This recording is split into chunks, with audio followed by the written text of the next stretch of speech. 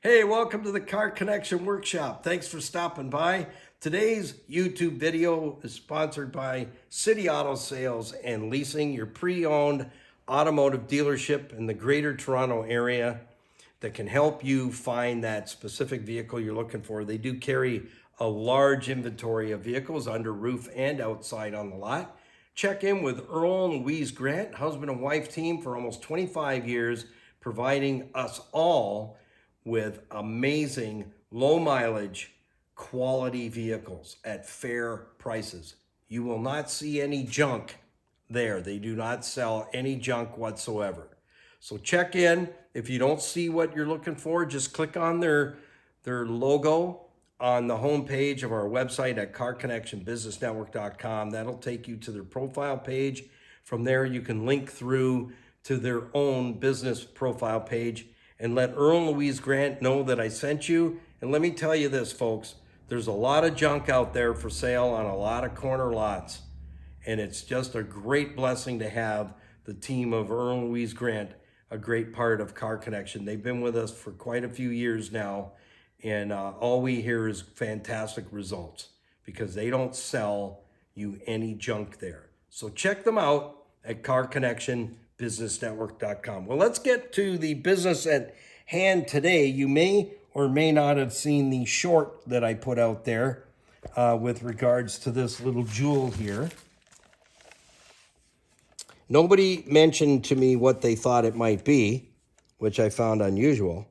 But just the same, you might have been busy, doing noodle art or crocheting or, paper mache, Legos. That can be time consuming.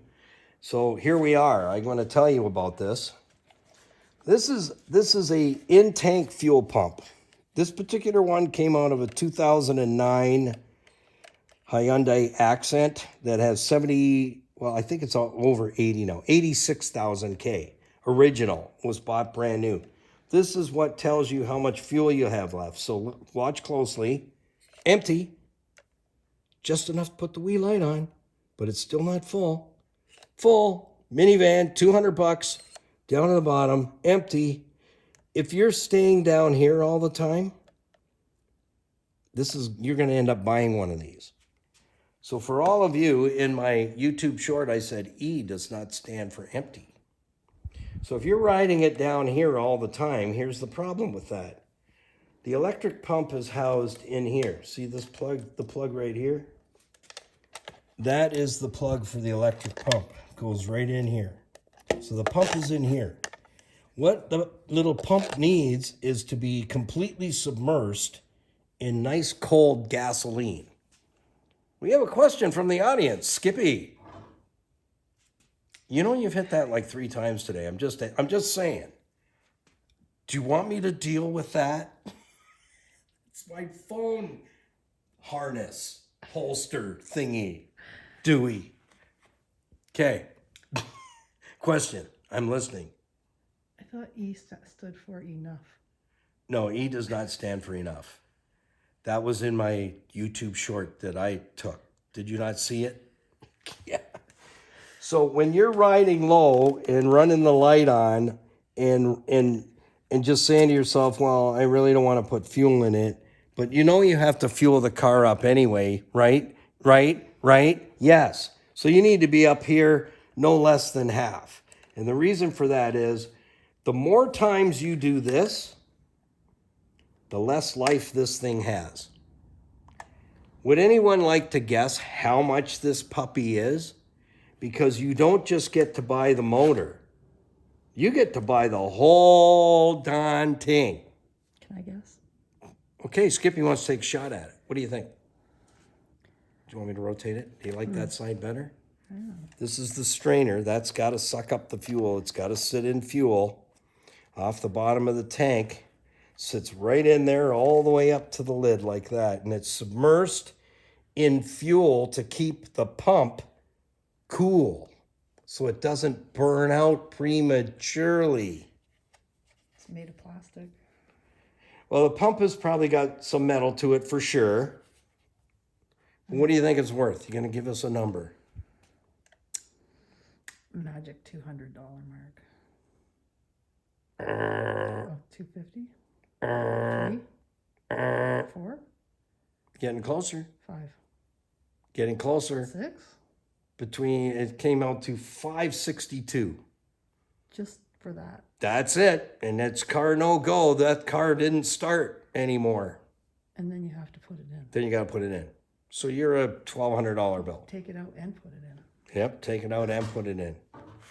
And I'm going to move that now because Skippy just can't get this together. Okay, it's gone now, Skippy. Try it now. You're good to go. If you hit it now, you're in my toolbox. All right. So you need to know this stuff. So every time you're running your tank down to low and thinking you're doing yourself some good, you're killing this thing. This circuit here needs to be also submerged in fuel to keep it cool because it's electronics. It has wiring. It's not Wi-Fi. Sorry to tell you, but it's not yet. And none of these pieces can be bought separately. So guess where you're going? Hyundai. Hyundai. Hyundai. You're going to Hyundai. And there's a problem with the aftermarket pumps. I won't use them anymore. They're not spec'd the same. They don't give you the same pressure. And they don't seem to last more than about a year. I had 3 in a row. Aftermarket pumps. And let me tell you, when you got to drop the exhaust to get the tank down on a domestic, this is an import. At least they allow you to pop the back seat and access this from the inside. On everybody else's junk, you got to take half the car apart to get the pump out. In fact, that 1984 Pontiac Firebird has an in-tank pump. You either have to cut a hole in the floor in the back of it, or you got to drop the exhaust, the complete rear axle, springs, emergency brake cables, everything to get the tank down to change the pump. How many times would you like to do that one? Yeah, not too many. So again, every time you run that pump down in that zone, you're killing this thing. And the bottom is a strainer. So this houses everything. It's the pump, it's your gauge, it's the return line, and let's see if I can pop this off. So this pump would have cost you out the door just shy of $600. If a dealer wants to give you a discount, good luck with that. They may or they may not. Don't be disappointed if they don't. Discount? He wants a discount. Yeah, doesn't usually happen. And how do I know that? I've been dealing with dealers for a long time, and if they offer a discount, I'm like, yoo-hoo! They might give you 10%.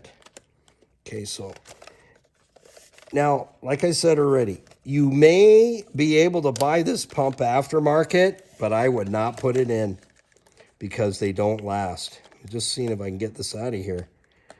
Maybe yes, maybe no, because they're a pain in the butt to get out of here, I'll tell you that. Should be able to pluck it out. There we go. So here's the pump. I don't want to break it completely because I may use it again in somebody else's car because sometimes it works and other times it doesn't. So this should just pull right off of here. It's supposed to.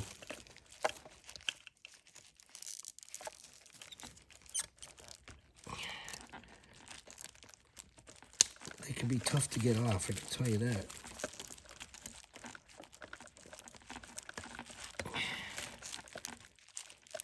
Maybe not. So anyways, that's the pump. I won't waste you too much time on this, but that's the pump. The wiring's right here. This is the plug that goes from the car into here. So that runs your gauge, that runs your pump, but you also have one more little baby in here, and it is right in here. Right where my tool is. That's your pressure regulator. And that can go squirrely. And I think on this car, last summer, I rescued it from the side of the road. It was gushing fuel from the top of the fuel tank. Like it was just coming out like a garden hose. And I suspected then that the regulator had gone full pressure. It blew this hose right off.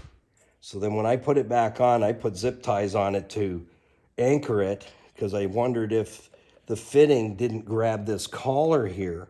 But I pushed it back on and it was tight. Like I would have to rip it off. But I suspected that had let go, the regulator, and it went full hardcore wide open and it blew that hose right off. So we have another question in the audience. No? Are you giving me a question or are you giving me a sign and signal that we're going down? So it all comes apart if you want to take the time to do that. But like I said, I don't bother because I've not had very good luck with aftermarket fuel pumps. And I've had these apart, different ones, and most of them are designed pretty much the same. You can get them apart. You got to take it easy and not break it, because then again, you're into the housing. You've broken the housing, and that can happen very easily.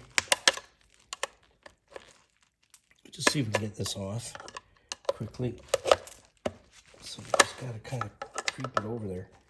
But yeah, you're into a $600 bill here pretty quick. And surprised that it only lasted about 86,000 kilometers because it's lady driven. But again, if you're running your fuel tank low a lot, you destroy your fuel pump. It's that simple. There's no other way for me to sell that to you at all. It's your habit that will kill it. And that's as simple as I can put it. Is if you're just, whatever your gig is that you don't want to go and get gas, then just be prepared to pony up, because you're going to pony up and end up doing exactly what I'm working on. So see, every piece comes out. And you might be able to find a regulator separately. You may or may not. See, there's the pump now. I wanted you to see that. It's just a little motor. And this gets hot. And it needs to be submersed in fuel. Well, if the fuel gauge is all the way down, friends, how much fuel is in covering the pump? And there is this sits in a reservoir, but if you've taken the fuel all the way down to where the wee light is on, the pump is basically, this whole thing is open and it's not being cooled. Even if there's a little bit of fuel in the screen, if the car's still running, it's not cooling the pump. Here's the secret. If it weren't designed to be in the fuel, why would it be in the fuel? Question.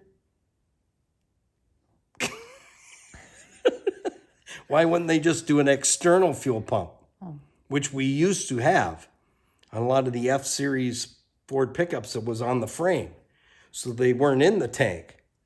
Okay, now so we got a question. Volkswagen, same thing. European cars. Is the light on, or is the light on? Is the light on, or is the light on? The light's going to be on somewhere around there, just slightly up on the circuit board here, because this is a rheostat. So the more the fuel is, then there's less signal. Okay. When it gets down here, then it turns the light on. So it's low. Yeah. It's not enough. So that's the actual pump right there. And you may be able to buy this aftermarket, but like I said, I won't do it because I'll end up doing the job again. They're just not made well enough. So what's shorten the lifespan on this? I can tell you, but I don't want to blow the driver in, okay? Has something to do with this.